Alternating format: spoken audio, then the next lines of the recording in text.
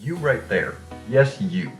Do all of your friends on trail makers use slightly different radio channels for their target sharing? Does one person's artillery cannon not work well with another person's spotter drone? Does a server's missile system work on a completely different set of channels than your own laser designator? Do you need help? Well, boy, do I have the solution for you. No more messing around with radio channels. No more figuring out who uses what set of channels. I have a clean, simple system that everyone can agree to and everyone can agree to use. So, that is what I'll be showing you how to build today. There will be a tutorial, the creations will be linked on the Steam workshop in the description below. I will be trying to make this as clear as possible and as simple and easy to do as possible, and I plan to do the basics of it in under a minute. Are you ready? I will not be teaching you how to make missiles, mostly because I know that soon enough there will be 500 videos telling you how to do that anyways. What I will be telling you how to do is how to make your own laser designator, and arguably more importantly, how to coordinate your laser designator with anyone else's radio-controlled systems, whether that be a drone, a missile, or some other system that uses target locations. The first and most important part of making sure that you can communicate with someone else's creations is making sure to agree on the same set of channels to signal the same exact things. If everyone has a different set of channels, each mean different things, nobody can communicate to each other, which is why I am proposing this standard, which I'll be calling Link 1. Why? Because why not? And frankly, it's going to be annoying me a lot that everyone's going to be using different personal standards for what radio channels to use for what. So, longitude, latitude, and altitude on channels 19, 20, and 21 respectively. Not complicated, but we need some place to start agreeing on what channels are used for what. Why specifically 19, 20, 21 for longitude, latitude, altitude? Well, there's going to be some people that reserve the very last channels for their own special signals, and there's almost definitely going to be people using the first few channels, like 1 through 5 or whatever, for their own personal projects that they need. But almost no one will be using that middle section, leaning towards the end, where you need to be desperate enough to use the entire bandwidth of radio. That feels like a very good guess, and so that's why I'm putting the channels for this Link 1 system directly into that gap where there's probably going to be the least activity. Other than that, simply send the target longitude through channel 19, target latitude through channel 20, and target altitude through channel 21, and if possible, color code them to be red, green, and blue respectively. This is just so it's easier to debug and whatnot. As you can see with the creation, this is good enough. To show you the functionality of everything, I will be displaying it through this creation here. This is basically just a drone that flies to the target location given to it through radio on the Link 1 standard. This is great and all, but this also causes one other issue if everyone agrees to use the same team channels. And to be clear, this is specifically made for team channels and not global channels or anything. Mostly because jamming is not really going to be fun to experience. Anyways, one other thing remains, which is that as a result of everybody using the same exact channels, there will be issues with coordinating who can speak on the channels at the same time. If there's only one set of channels to tell you where a target is, and everyone on your team is trying to use that same set of channels at the same time, you need to prevent other people from sending the same signal multiple times on the same channel as you are. And that's the purpose of this chunk of logic right here. As you can see, my basic input is here. It's simply my coordinates plus some offset. You could tell by the drone flying towards the position of where I am sending it to. The way that I prevent the signal from passing through is I make sure that the signal is coming from the single block, which I add up all the signals that make it up. Anyway, this is the final signal.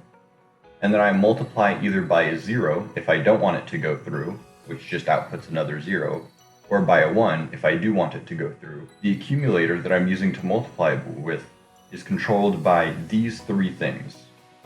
These equal to and not equal to gates, as well as this toggle, which sets whether or not you want to try to speak on the channel.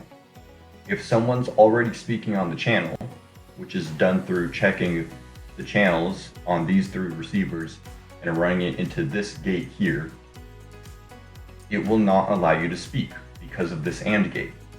However, if the channels are empty and you toggle your system to on, saying that you do want to transmit, it will allow you to transmit on those channels.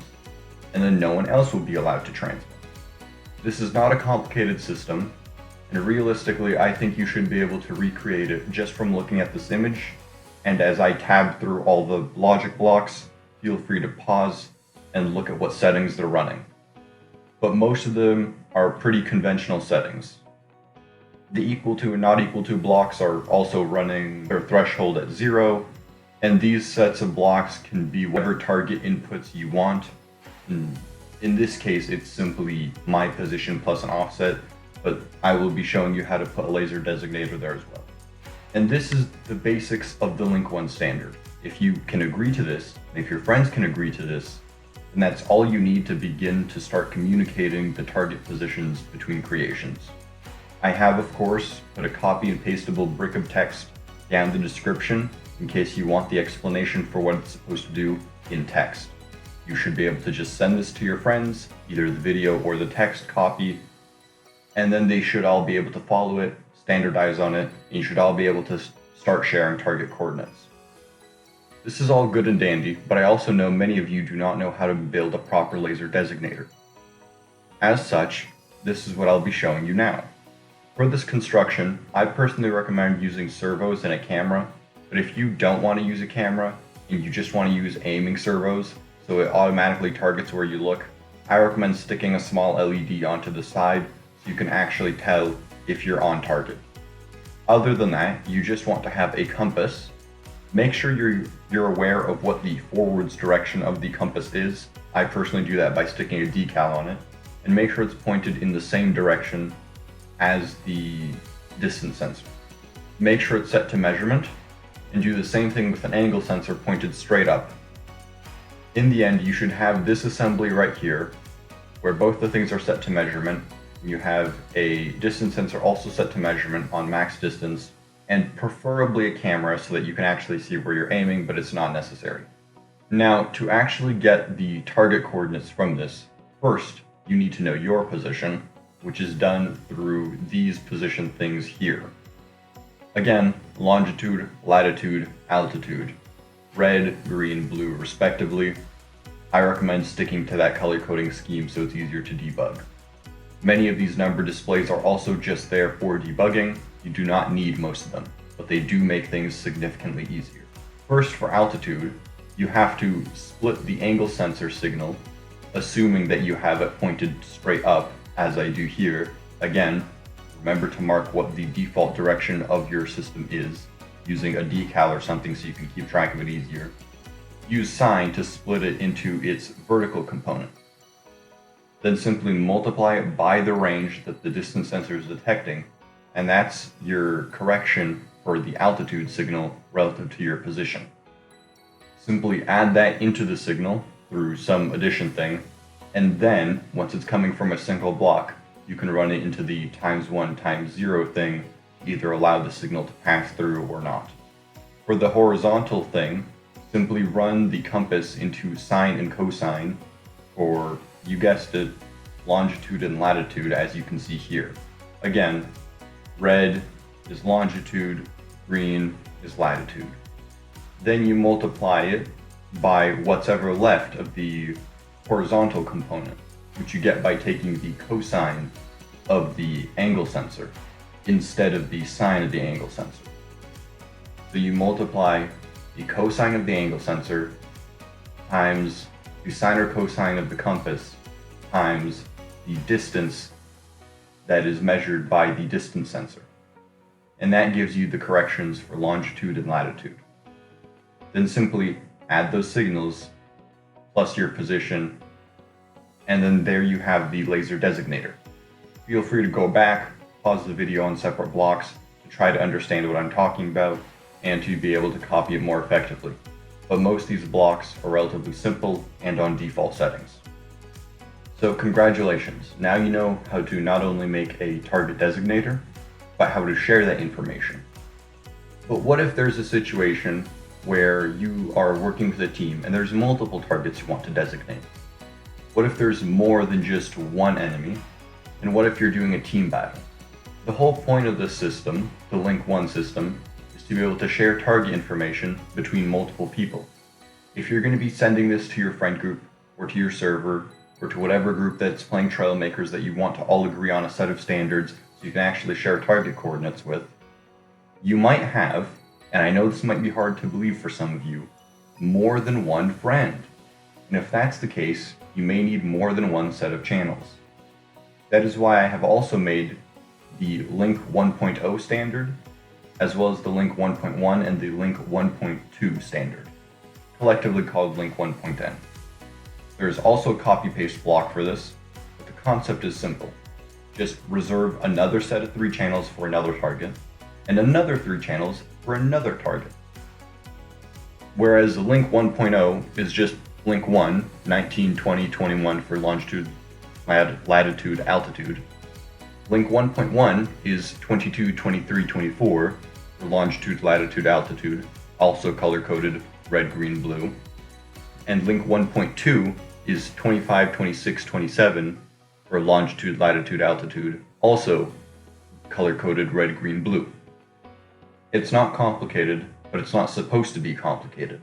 This entire concept was built on the simplest possible thing that you can make so that anyone could build it and anyone can agree to use it. It's not amazing, it can be a lot more complicated, and trust me, I was really tempted to make it really complicated to really optimize it, but simplicity and ease of making matters more in this case. There's also one last thing. If before you thought, hey, how do I want to prevent myself from transmitting at the same time as someone else? The same thing applies here, just even stronger, because now there's 3 channels. So how do you decide which one you're transmitting on? Well, it's pretty simple. If you just save it and copy and paste the same set of logic to prevent you from speaking on a channel where someone else is already speaking, you can select which channels you're broadcasting on, either 0.0, 0.1, or 0.2. And you can select it with different sets of toggles here, here, and here. And that's it. That is the core of the Link 1 system, which is simple enough, anyone should be able to build it, anyone should be able to agree to use it. That way, you don't have to deal with figuring out what channels your entire server should be using. You could just use this, set it on team only, and not worry about it. As previously stated, all creations will be posted on the Steam Workshop for reference. All these creations should be buildable on consoles as well, and I hopefully went slow enough for it to be possible. And that's all I have for this video. If you have any suggestions for further improvements on a standardized set of radio channels, feel free to list them in the comments.